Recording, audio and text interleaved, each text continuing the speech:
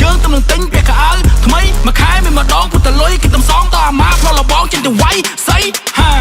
រ៉ាគីនៅណាថ្ងៃនេះដេអោជាមិនបាច់ធ្វើការហេមកពីខាងប្រែកប្រា pull up to the spot plug 8 5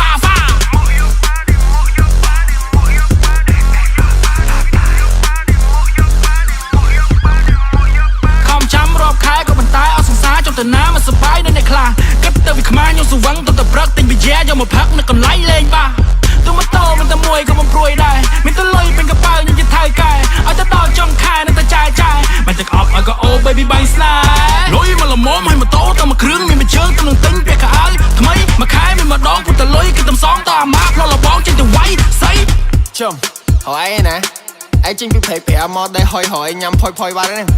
ឥឡូវយកទូរស័ព្ទមកខយអត់លុយនេះអើយលើកមកហ្វូនទូរស័ព្ទឲ្យ Tommy ឆាប់មកដឹកឯងទៅជួប LG ក៏ទៅតែសងលុយពួកមកហឹកផឹក free outfit Gen Z come with me សោកឲ្យក្រោយតែទៀតចាំតែរោមកអាណា